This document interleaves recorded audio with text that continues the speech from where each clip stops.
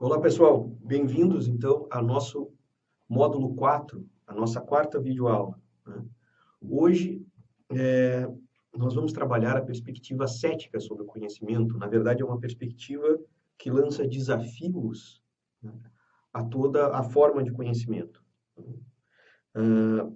Bem, é importante aqui, talvez seja relevante aqui, antes de vocês assistirem essa videoaula, que vocês tenham alguns conceitos que nós já trabalhamos anteriormente na disciplina em mente, especialmente a definição de conhecimento e as fontes de conhecimento. Se vocês puderem dar uma revisada nesse material, né, que tem a definição de conhecimento e as fontes de conhecimento, antes de nós entrarmos na discussão desse modo, vocês terão melhor possibilidade de entender com facilidade as discussões desse módulo aqui, né?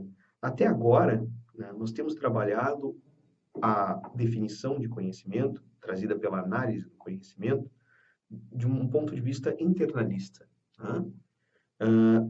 Que define o conhecimento como crença verdadeira e justificada, né? Essa é aquela perspectiva que a gente pode perceber, né, a partir especialmente de Platão e Descartes, por exemplo, que foram os dois autores que vocês viram até agora.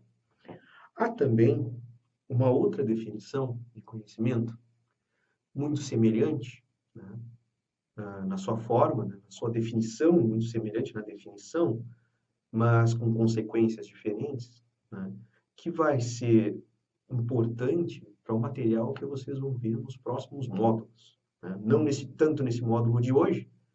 No módulo de hoje, uma perspectiva ou outra é desafiada de qualquer forma pelo ceticismo, de formas diferentes, como vocês vão poder ver, né?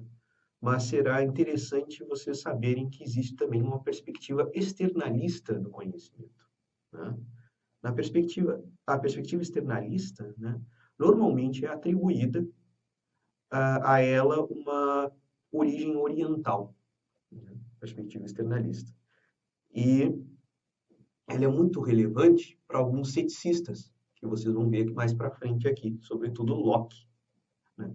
Sobretudo John Locke, conhecido por adotar uma perspectiva, às vezes, conhecido por alguns comentadores, por adotar uma perspectiva externalista do conhecimento. Na perspectiva externalista, o conhecimento se define de maneira um pouco diferente da perspectiva internalista, né? Ela define que conhecimento é crença verdadeira que deriva de um procedimento confiável de verificação, não crença verdadeira e justificada, né? Porque as fontes do conhecimento, na crença verdadeira justificada, elas podem ser internas também. Na externalista, normalmente, se entende que o procedimento confiável de verificação tem uma fonte externa do conhecimento. Por isso, falo a vocês para reverem, antes de entrarmos aqui no ceticismo, as fontes de conhecimento. Lembrando aquelas fontes de conhecimento racional, não é? Percepção, intuição, insight racional, introspecção, né? Vocês lembram delas, né? Estão lá naquele material do módulo 1, tá? Só deem uma olhada nelas e venham aqui assistir essa videoaula, tá? Disso, isso, né? Nós podemos entrar aqui, né? Antes disso, para dizer para vocês, não se preocupem que nós vamos trabalhar ah, essa perspectiva, ou nem tanto essa perspectiva, mas os empiristas, que para quem essa perspectiva tem uma importância, nós vamos trabalhar isso com mais calma no próximo módulo. Nesse módulo, eu quero que vocês tenham em mente, né, a importância das fontes de conhecimento, porque é nas fontes de conhecimento e na justificação, sobretudo, que as críticas do cético, de uma maneira ou outra, vão recair sobre a possibilidade de conhecimento, tá? Dito isso, hoje a gente pode entrar, né, nessa perspectiva cética que levanta problemas para a possibilidade de conhecimento, tanto para os internalistas quanto para os externalistas, tá? É claro, vejam bem, a perspectiva internalista, ela é mais amplamente aceita, tá? É melhor aceita e mais amplamente aceita. Quando nós falamos de conhecimento de maneira geral, nós falamos da perspectiva internalista de conhecimento, tá? Se não se faz nenhuma observação que está se falando de uma fonte externa, de uma perspectiva externalista, nós pressupomos que estamos falando do conhecimento numa perspectiva internalista, tá? Ah, Feita essa observação, a gente pode seguir para os problemas que normalmente os céticos levantam, né? Para a perspectiva do conhecimento, né? Para a possibilidade do conhecimento. Bom, o ceticismo é justamente isso, é um ataque na possibilidade de conhecimento. Tá? Como esse ataque se dá, pode depender do tipo de ceticismo, né, que nós vamos nos deparar. Tá? O tipo de ceticismo, o tipo de crítica cética que está se fazendo ao conhecimento. Tá? Ah, Questões céticas clássicas. Tá?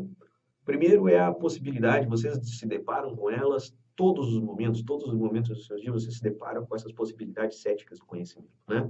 Uma muito comum, né, academicamente, e para algumas pessoas fora da academia, é a possibilidade de falarmos da existência de Deus e das características que Deus teria se existisse, né? Ou se existe, que características possui. Né? Ela é, se vocês lembram bem das fontes de conhecimento, o insight racional é uma fonte de conhecimento, considerada uma fonte de conhecimento aceitável, né? Mas o insight religioso, né, o insight de fé, atualmente não é considerado uma forma de conhecimento, uma fonte de conhecimento, desculpa, não uma forma de conhecimento aceitável, né, como fonte de conhecimento racional. Então, daí deriva uma grande dificuldade de sabermos, de podermos estabelecer racionalmente se Deus existe ou não. Eu falo muitas vezes que talvez racionalmente, contemporaneamente, do ponto de vista racional, a melhor perspectiva seja o agnosticismo, né? Mas isso não quer dizer de forma nenhuma que, do ponto de vista racional, essa sempre foi a melhor escolha, né? Se você perguntar, né, para um cientista hoje em dia, né, se o conhecimento científico é conhecimento, ele dirá que sim, o conhecimento científico é conhecimento, né? Mas nem toda a ciência deriva necessariamente, né, de proposições com a forma de crença verdadeira, justificada. Você pode ter muitas coisas na ciência que fazem coisas diferentes, como, por exemplo, a ciência que apresenta modelos, né, para prever possibilidades. Tá? Então, por exemplo, você faz pesquisas sociológicas para prever porcentagens, às vezes, de determinados acontecimentos, as chances que há de determinadas coisas acontecerem. Isso é muito comum nas ciências humanas, né? Nas ciências sociais, ciências humanas, na economia, né? Extremamente comum. Se você, e amplamente aceito hoje dentro da academia sem maiores problemas, que você tenha ciência, né? Que seja ciência que fale sobre probabilidade, né? Que fale sobre modelos, que informe, né? Que informe e explique dados, né? Algo que seria muito dificilmente aceitável nos anos 30 do século XX, por exemplo. Né? Provavelmente, nos anos 30 do século XX, se diria que todo o conhecimento científico, né, ele é proposicional num ponto de vista, como eu posso dizer, de uma perspectiva dura. Ele é proposicional de numa perspectiva dura, né? Ou ele é verdadeiro ou é falso, adquirido através de um modo indutivo, né? Provavelmente, se tivesse alguém um cientista dos anos 30, um acadêmico dos anos 30 discutindo com você, ele provavelmente te diria isso, né? Tudo mais, né, como as proposições da ética, por exemplo, ou as proposições de fé, todas elas seriam nessa perspectiva, né, ah, opinião, né, ou um sentimento, tá, ou opinião. Por exemplo, se você acha que o homicídio é errado, para eles você tem um sentimento de que o homicídio é errado. Se você acha que Deus é porque você tem um sentimento, uma forte sensação de que Deus existe. Ah, hoje em dia, isso não é mais tão radical dentro da academia, né? Dentro da ciência produzida dentro da academia. Ah, no medievo, eu diria até que temos um quadro inverso aqui, né? Que o que é conhecimento é a revelação, né? O que é conhecimento é a revelação. O resto, sim, é opinião, né? O resto é opinião. A ciência, portanto, é opinião. A revelação é o correto, tá? É aquilo que, a partir do qual nós realmente podemos ter o conhecimento mais aceitável. Então, com relação às fontes de conhecimento racional, vocês devem observar que elas mudaram ao longo do tempo e também mudam algumas coisas a respeito da qual nós levantamos alguma dificuldade com relação ao conhecimento de uma perspectiva cética, né? Hoje em dia, sabermos se Deus existe para uma perspectiva cética, né? Para uma perspectiva cética é algo muito difícil, né? De um ponto de vista científico, né? No medievo, né? O maior, a maior autoridade do conhecimento era a revelação, né? Então, ela sim trazia o verdadeiro conhecimento, e ali vinha a existência de Deus, né? Os outros, sim, eram, as outras formas, né, de conhecimento, sim, eram ah, opinião, né, baseado em opinião. Temos outras formas também que nós nos deparamos com ceticismo durante o dia a dia, né, o nosso dia a dia.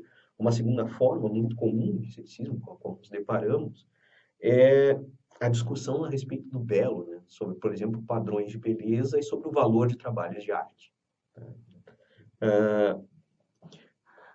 Se discute, por exemplo, se há uma verdade, né? Se há uma verdade, se há uma crença verdadeira justificada a respeito da beleza e dos padrões de arte, né? Ou se há aqui uma grande subjetividade e nós não podemos alcançar um padrão objetivo acerca do valor de um trabalho de arte, né?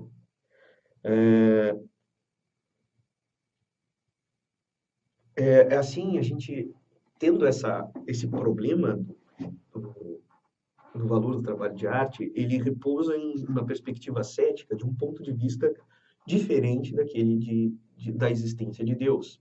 Da nossa existência de Deus, né, nos falta uma, como eu posso dizer, nos falta um mecanismo para termos conhecimento seguro a respeito da existência de Deus ou não. Uma fonte de conhecimento seguro para sabermos da existência de Deus ou não. Ou você pressupõe que Deus existe e aceita uma série de coisas, mesmo que você aceite uma doutrina religiosa, né? Ou você pressupõe que Deus não existe, né? Qual é a fonte de conhecimento, então, que vai nos trazer uma, uma, uma fonte de conhecimento racionalmente aceitável, que vai nos trazer uma informação de que Deus realmente existe ou não? É aqui que repousa o problema. A respeito da discussão da arte, né, da discussão do que é o belo e dos padrões de beleza, não só, nós temos a ideia não só de que o padrão de beleza ou a obra que é artisticamente valorizada e correta muda ao longo do tempo, né? Nós temos a opinião de várias pessoas que disputam algo a partir de um ponto de vista subjetivo, né? Outra coisa que por exemplo, as pessoas que gostam de um esporte os, ou por exemplo, os alunos que têm algum apreço, por exemplo, por história em quadrinhos, vamos supor assim, muitas vezes se debate, né? Isso é muito comum no esporte, e também nas histórias em quadrinhos, para os fãs de histórias em quadrinhos, debaterem, por exemplo, qual herói venceria qual, né? E para isso você tem os mais variados argumentos, né? Eles apresentam os mais variados argumentos, seja que qual deles for que você defenda que vença. Ou então os fãs do esporte que imaginam uma luta, por exemplo, entre Cassius Clay, Muhammad Ali, né, ou Rocky Marciano, né? Ou então entre Rocky Marciano e Mike Tyson, que tem estilos mais parecidos, né? E foram os melhores em uma determinada época, né? Se os dois pudessem se enfrentar no auge, né? Quem venceria, por exemplo? Quem venceria uma luta de boxe com determinadas regras, né? Por mais que nós queiramos ter conhecimento a respeito disso, né? Mas nós queremos ter conhecimento a respeito disso, a perspectiva cética, ela desafia absolutamente a nossa possibilidade de conhecimento a respeito disso, né? Porque ela pode colocar uma série de questões, sim, mas quais são as regras pelas quais eles iriam lutar, né? E vejam que é algo a respeito do qual você pode nunca ter conhecimento, porque você só terá crença justificada sem verdade, né? De saber qual desses dois atletas ou qual desses heróis venceria em um combate, né? Essas são coisas que vocês veem diariamente, e a partir da qual, a partir da qual não, mas é, as quais você pode levantar uma perspectiva cética e examinar se realmente você pode ter conhecimento a respeito disso, né? Nenhum desses casos aqui que eu falei se aceita que nós possamos ter conhecimento a respeito deles.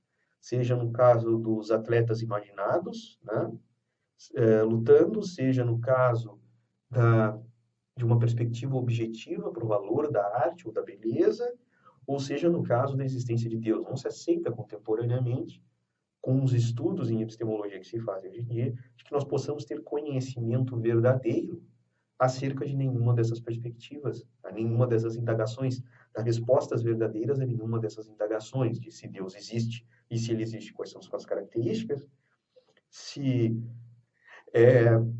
podemos ter um valor objetivo para a arte e para a beleza, né? Ou se, em uma disputa entre atletas imaginários ou ficcionais, nós poderemos ter um verdadeiro vencedor, né?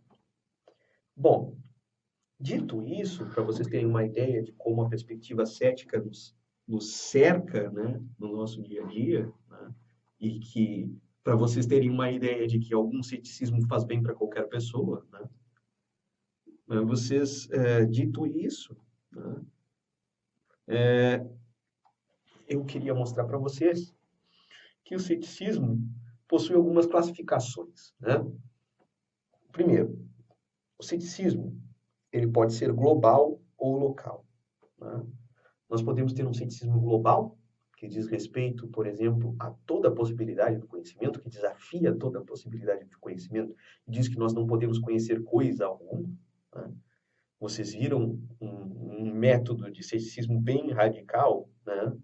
No método do cartesiano, por exemplo, no método Descartes, né? Ele nega quase toda a possibilidade do conhecimento. Claro, ali tem um fim metodológico para saber qual é o fundamento último do conhecimento, né? Para termos uma fonte segura, né? Uma fundação segura, a partir da qual podemos conhecer todas as coisas, mas ainda assim você pode ver ali uma forma de ceticismo bem radical, né? E como seria uma forma de ceticismo bem radical e global, né? Quer dizer, global quer dizer sobre várias coisas, né? Sobre uma infinidade de crenças, ou local, né? O ceticismo também pode ser local, negar que nós não podemos, negar que nós podemos ter alguns tipos de conhecimento, né? Não todos os tipos de conhecimento, mas alguns tipos de conhecimento, como por exemplo, como viemos falando até aqui, o conhecimento no que diz respeito à existência de Deus, né?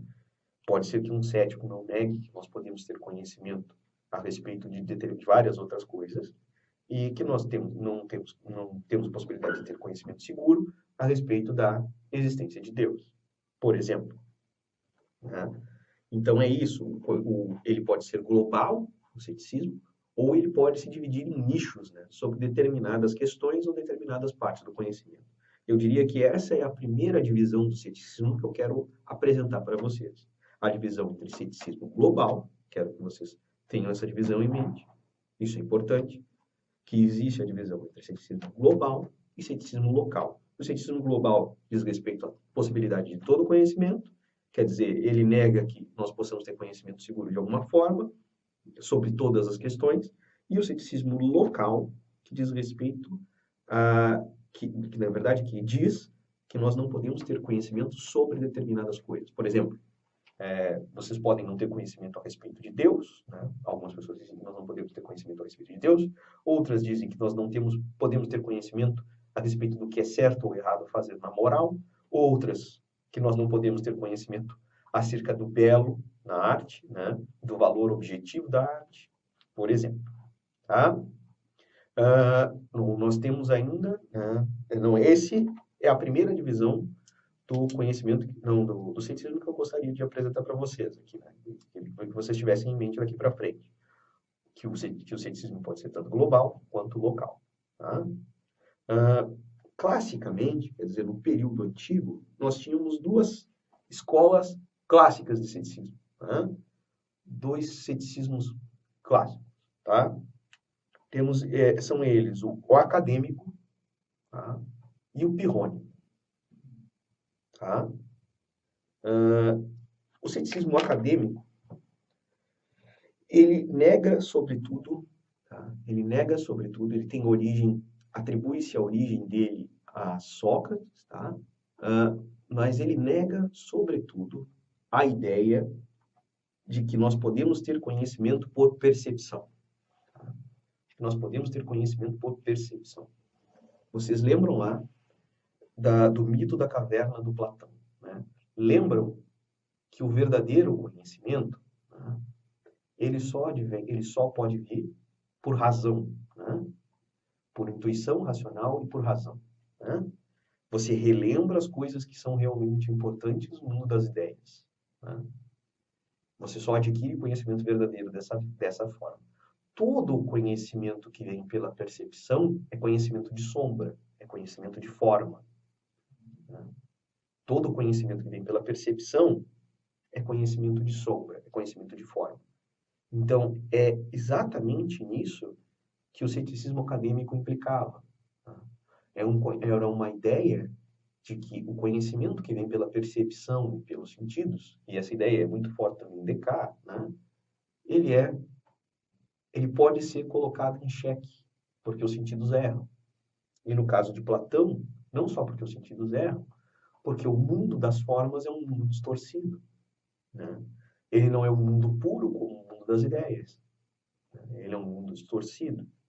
Então, você não pode ter conhecimento seguro das coisas que que venham a você através da sua percepção.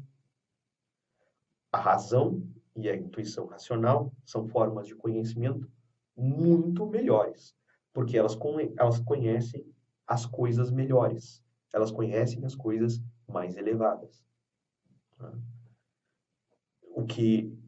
E essa é a característica que vocês devem gravar a respeito do ceticismo acadêmico. Ele é um ceticismo especialmente com relação à fonte de conhecimento, percepção. Tá? Especialmente forte com a fonte de conhecimento, percepção. Vocês não vão ter dificuldade de entender o ceticismo acadêmico se vocês lembrarem, né? Se vocês lembrarem do mito da caverna do Platão e da teoria das formas platônicas. Né? Essa é a dica que eu deixo para vocês lembrarem do que é o ceticismo acadêmico. Tá? O ceticismo pirrônico, tá? O ceticismo pirrônico, tá? Ele é um pouco diferente. Tá? Ele é um ceticismo que sem parar, sem parar, né, a justificação que se dá para o conhecimento. Tá? Vocês lembram, no módulo 1, tem um material sobre o ceticismo pirrônico. Né? Vocês lembram disso? Ceticismo pirrônico. Há um material lá no módulo 1 sobre ceticismo pirrônico. Eles negam que nós possamos ter conhecimento, né, de uma forma ou de outra, seja qual for o da escola Pirroni, né, membro da escola Pirroni. Há uma variedade deles, né? Por exemplo, o sexto empírico, né, se tornou muito famoso. Ele nega a possibilidade de nós apresentarmos uma justificação adequada para dizermos que conhecemos qualquer coisa, né? Pois toda a justificação, né, cairia em um regresso ao infinito. Tá? Toda a justificação cairia em um regresso. Quando você justificasse uma crença, né, essa crença teria de ser baseada em outra crença. Né? No momento que você apresenta a justificação da sua crença, né, para dizer que tem conhecimento, você vai apresentar a justificação da sua crença, e essa justificação tem de ser baseada em outra crença. E mais uma vez, eles indagam a tua justificação. E você precisa apresentar uma justificação para a sua justificação. E assim se daria de forma infinita. Por isso, o conhecimento não seria confiável. Né? Por isso, o conhecimento não seria confiável. Tá? Durante a modernidade, medievo, modernidade, especialmente contemporaneamente, muitas outras formas de ceticismo apareceram. Né? Essas são as escolas clássicas, para as quais vocês verão respostas ainda nessa disciplina, né? Vocês verão respostas para essas escolas clássicas ainda nessa disciplina, mas também há outras formas e métodos céticos, né, que são clássicos na história da filosofia. Um deles, vocês viram, é o ceticismo cartesiano. Né? Um ceticismo muito forte e para qual vocês viram uma resposta toda separada em um módulo. Né? O objetivo, vocês não viram uma resposta ao ceticismo cartesiano, né? Mas vocês viram um objetivo que está por trás da ideia cética cartesiana, né? Do seu método. Né? Da mesma forma, vocês verão em um módulo mais à frente, o ceticismo de Hume, né? Que é o ceticismo de David Hume, é o ceticismo acerca da indução. Né? Vocês verão também o que é indução e o que é dedução e o que é abdução, no módulo mais à frente. Tá? Sabendo disso, vocês verão que a indução é um tipo de conhecimento que temos baseado em nossas experiências pregressas. Né? Se até hoje o, o Sol nasceu, né, temos a ideia de que o Sol continuará nascendo. Né? Se derrubamos o copo no chão, um copo de vidro no chão e ele se quebra, temos a ideia de que ao derrubarmos copos de vidro no chão, eles se quebrarão. Né? Porém, pode ser o caso, né? Pode ser o caso, e esse é o problema do ceticismo da indução, né? O problema do ceticismo apresentado ao conhecimento que vem da indução, né? Pode ser o caso que um dia o sol não nasce. Né? E também pode ser o caso que um dia, em algum momento, o copo não quebre. Então, o conhecimento que vem de indução deve ser um conhecimento de probabilidade, de possibilidade. Né? Você deve isolar uma série de fatores para continuar aperfeiçoando esse conhecimento. Né? Para saber em que condições as coisas acontecem da maneira que acontecem. Né? Então, essa é a crítica de Hume, a possibilidade do conhecimento por indução, justamente deriva da falta de possibilidade que podemos ter de confiar nesse tipo de conhecimento. Ele não é como conhecimento por dedução. Né? Conhecimento por dedução é muito mais confiável. Né? Conhecimento por dedução é muito mais confiável. Né? O conhecimento por indução não funciona dessa forma. O conhecimento por dedução, você sabe, né, que se todos os homens...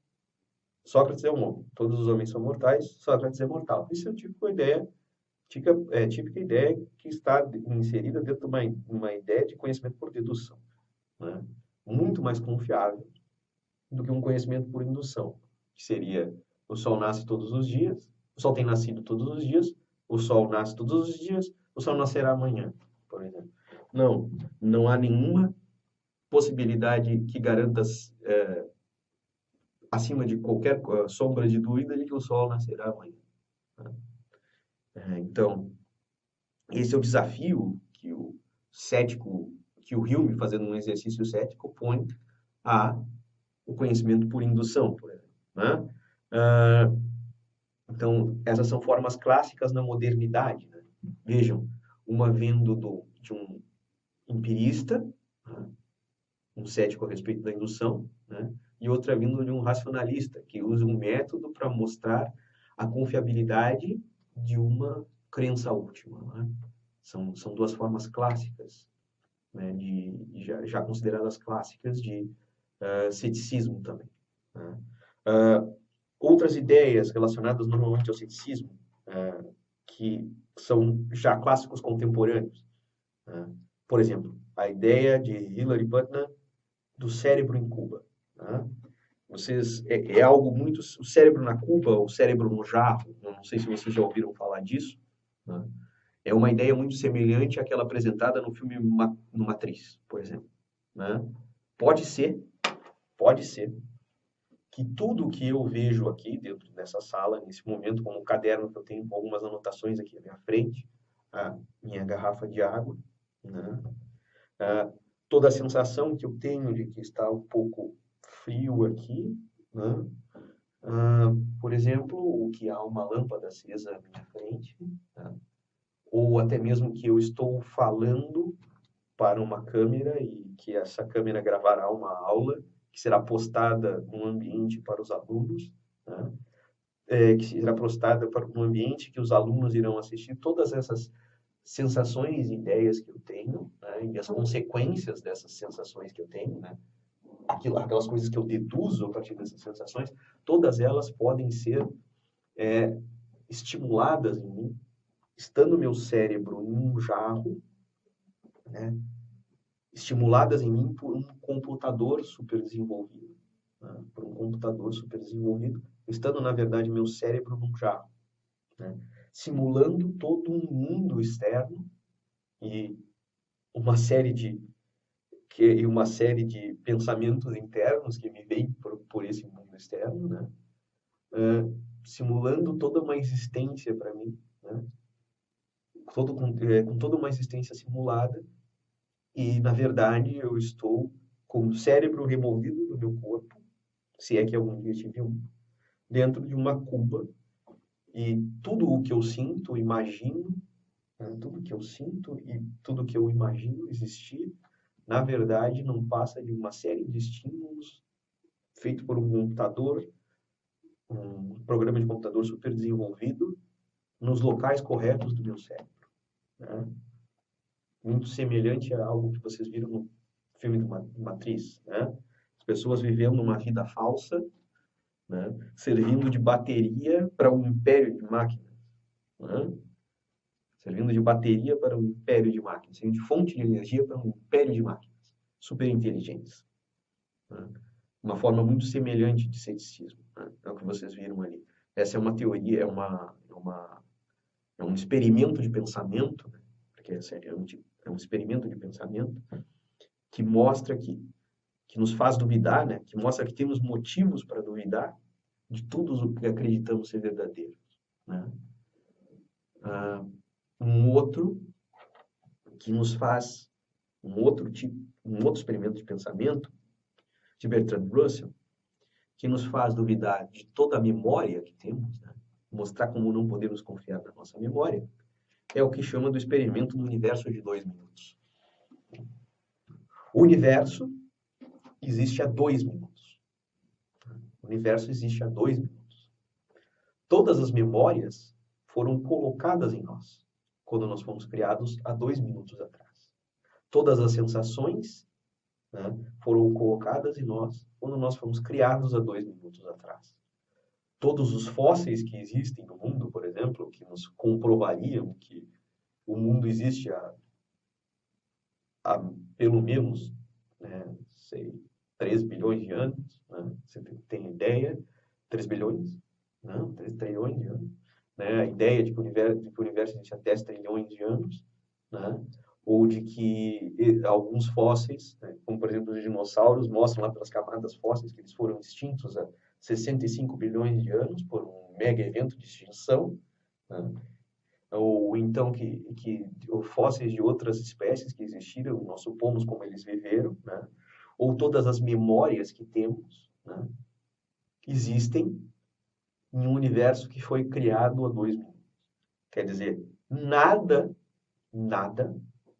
do que nós cremos saber, né, pela fonte de conhecimento memória, né, nada do que nós cremos saber pela fonte de conhecimento memória é confiável, porque na verdade nunca existiu. São memórias implantadas em nós quando o mundo foi criado, há 60 segundos atrás.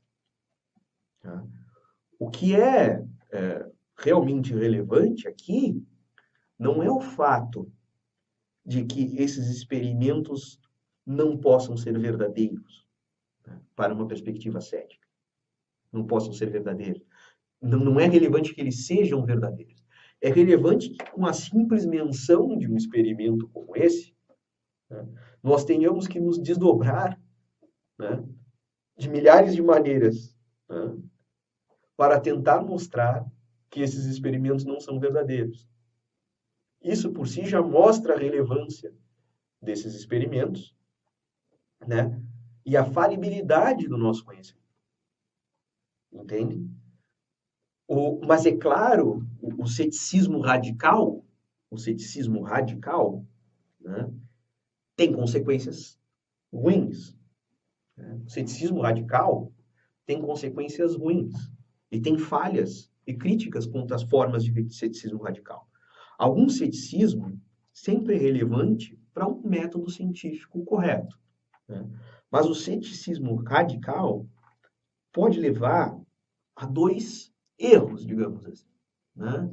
Há 2 tipos de erros que vocês verão, já devem ter ouvido falar esses termos na filosofia e talvez não saibam o que significa. Né? Mas né? São erros principalmente no que diz respeito à radicalização da perspectiva cética. Né? Porque eles são derrubados. Né? São derrubados de certas maneiras. Vou mostrar para vocês aqui. Esses 2 erros clássicos, né? Essas 2 formas radicais de ceticismo clássico, de ceticismo, que levam a erros, são normalmente tidos como o niilismo e o solipsismo. Né? O niilismo, de um lado, solipsismo de outro. Não de um lado e de outro, mas 2 formas que levam a problemas. Né? O niilismo, né, nega toda a possibilidade de conhecimento. Né? Uma forma radical do ceticismo pirrônio leva a um tipo de niilismo. Né? Outras formas de declarações niilistas, por exemplo, é a clássica declaração de Sócrates, né? Só sei que nada sei. Né? Só sei que nada sei, por exemplo, socrático. Alguns sofistas, né, levam a uma forma radical de niilismo também. Né? Também incorrem em solipsismo, muitas vezes, mas uma forma típica de niilismo. Por quê? O niilismo, ele nega toda a possibilidade de conhecimento. Né? Ele nega a possibilidade de se conhecer qualquer coisa. Aí vocês consideram, por exemplo, aquela frase clássica de Sócrates: só sei que nada sei. Né? Considerem, por exemplo, essa frase: só sei que nada sei. A frase, né, não, por si não faz sentido. Né?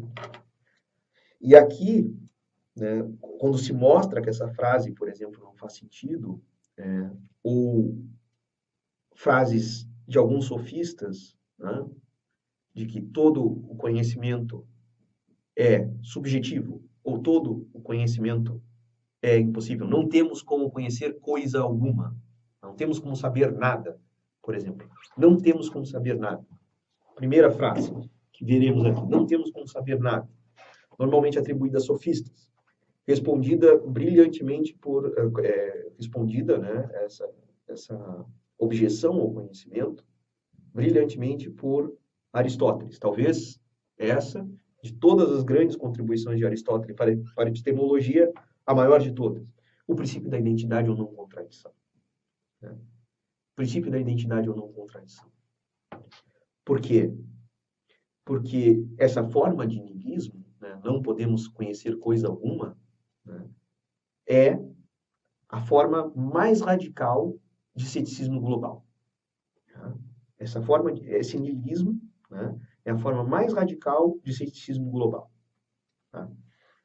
Incorre em um erro, então, no entanto, Aristóteles diz alguém que tente argumentar a favor do não podemos saber nada, não podemos conhecer nada.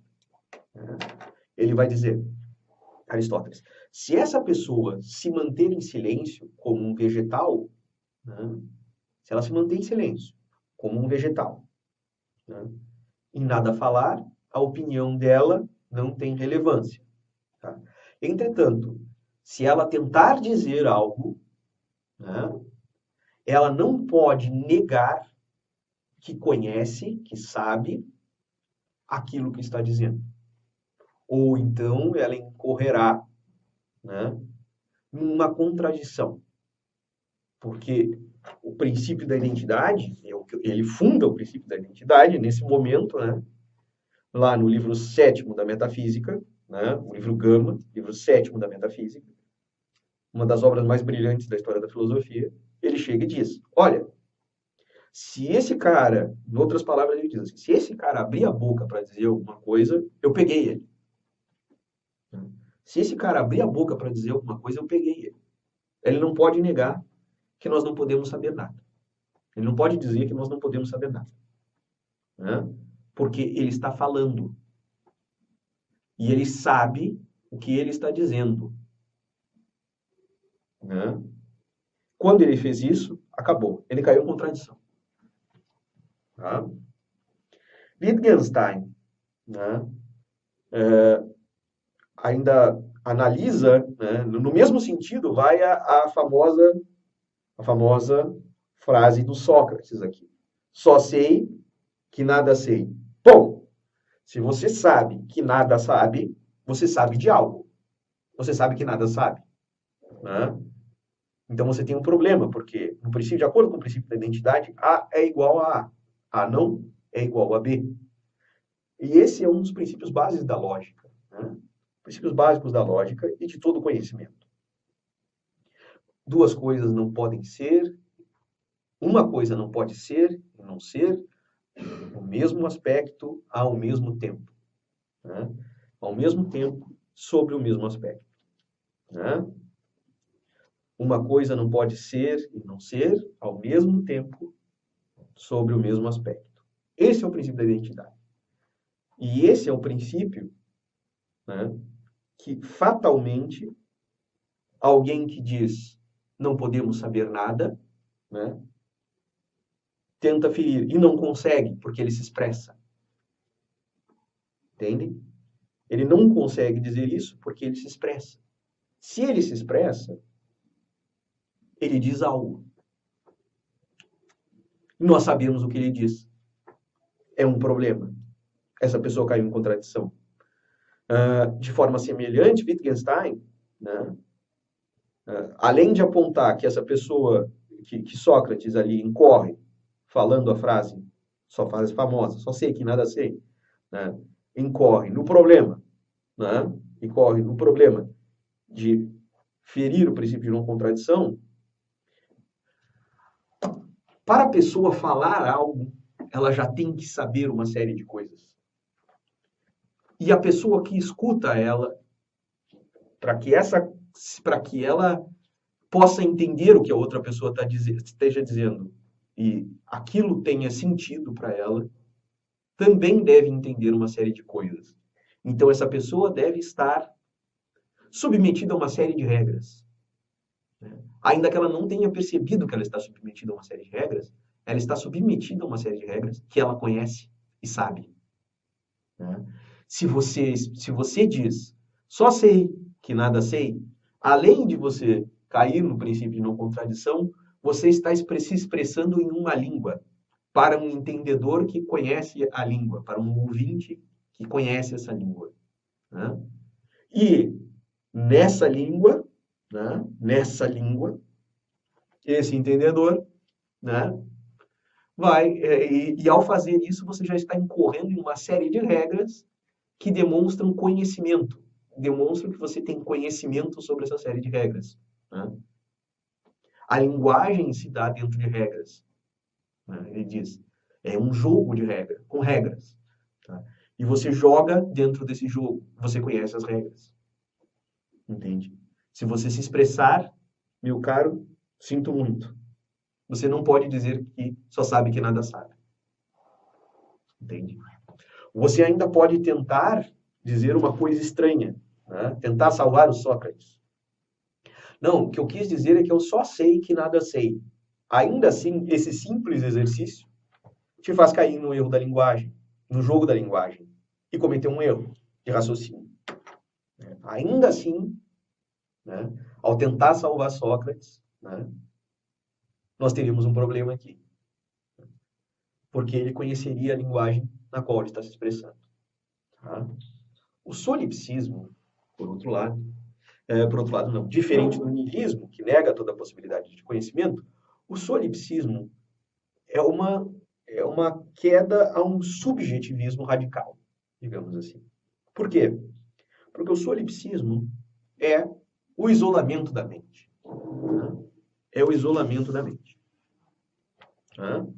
É dizer que tudo o que nós conhecemos para nós. Né? Nada pode ser compartilhado acerca do nosso conhecimento. Né?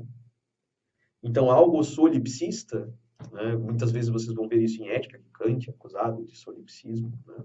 Porque fica só um procedimento mental, né? Na sua ética, que não pode mostrar aos outros, né, que está correto ou não em alguns determinados momentos, né? Especialmente para a justificação última da ética, na lei moral, que Kant incorre no solipsismo. Não, né? Não, simplesmente não é possível se dizer, né, que, uma, que uma forma de solipsismo radical, né, seja possível. Porque, mais uma vez, aqui Wittgenstein, né? Mais uma vez a gente aplica Wittgenstein aqui. Né? Wittgenstein vai dizer, não. Né? Ou se você é um solipsista, você só pode ser solipsista se você vive absolutamente isolado. Né? Achar, a única possibilidade que existe a ideia de um solipsismo. Então, né? Quando se nega a possibilidade de uma linguagem privada, você nega também a linguagem, a ideia do solipsismo. Né? Sempre que você se expressa aos outros, né? Você se expressa dentro de determinadas regras para que os outros possam compreender. Né? Para que os outros possam compreender. E tendo os outros compreendido, eles já têm conhecimento dessas regras. Né? Então, o solipsismo também é uma outra forma de ceticismo radical que muitas vezes, né, incorre em determinados erros. Porque vejam bem, há niilistas que defendem o niilismo e há solipsistas que defendem o solipsismo. Né? Seja com Aristóteles ou Wittgenstein, Aristóteles e Wittgenstein, no caso do niilismo, e especialmente com Wittgenstein, uma série de outros filósofos da linguagem, no solipsismo, vocês vão ver ali que a defesa, qualquer defesa que não seja moderada do niilismo ou do solipsismo, né? Qualquer defesa que não seja moderada de um ceticismo, quer dizer, o niilismo e o solipsismo já são formas de ceticismo radical, portanto, não são defensáveis em toda a extensão que se quer defendê-los. Né? Não são defensáveis em toda a extensão que se quer defendê-los. Porque quem incorre na fala, né? Quem incorre no raciocínio e quem incorre na fala já se submete a uma série de regras da lógica e da linguagem, né, que ao se comunicar algo, né, nós nos submetemos. Assim, o solipsista, ao comunicar que só temos conhecimento isoladamente, né, que o que é certo para nós, não o que é certo, o que é conhecido por mim somente, ele já faz isso no como eu posso dizer, na perspectiva da linguagem, né? Ao comunicar isso, ele já faz isso em uma perspectiva linguística, proposicional.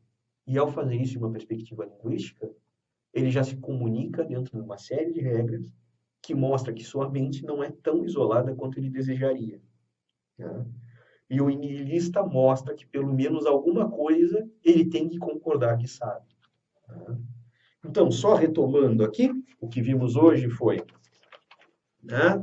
O que vimos hoje foi uma perspectiva, eu tentei fazer com que vocês revissem a perspectiva internalista do conhecimento, apresentei rapidamente uma perspectiva menos conhecida, mas também com alguma relevância na história da filosofia, mas muito menor, que é a perspectiva externalista do conhecimento. Mostrei para vocês algumas questões céticas que nos cercam todos os dias e com as quais nós podemos, de forma racionalmente moderada, concordar, né? Mostrei que há uma diferença entre o ceticismo global e o ceticismo local. Tentei mostrar apresentar para vocês as escolas clássicas do ceticismo, quer dizer, escolas clássicas, eu quero dizer, da antiguidade, o ceticismo pirrônio e o ceticismo acadêmico. Tentei mostrar que na modernidade temos algumas formas que hoje em dia já são clássicas de ceticismo, tendo ali o método Descartes sobre o ceticismo, né, o método cartesiano do ceticismo e o ceticismo quanto à indução do Hume. Tentei mostrar também que, contemporaneamente, temos aqui dois experimentos mentais que nos preocupam, que mostram, né, que nem todo o nosso conhecimento pode ser confiável, né? E é claro, existem respostas a esse tipo de conhecimento, a esses experimentos que vocês devem ver, sobretudo, em Teoria do Conhecimento 2, né? Mas para vocês saibam que existam e percebam, né, que eles, de fato, nos colocam a pensar e mostrar qual é a confiabilidade das coisas que cremos que sabemos, né? Temos então assim esses conhecimentos, esses dois experimentos que são o universo de 2 minutos e o cérebro no jarro ou na cuba. Tentei mostrar então para vocês também o ceticismo radical, né? E as suas consequências e os erros que as duas formas de ceticismo radical, do niilismo e do solipsismo, incorrem, tá bem? Então é isso, nossa aula termina aqui, tá bem? Uma boa, um, um bom dia para vocês e bons estudos.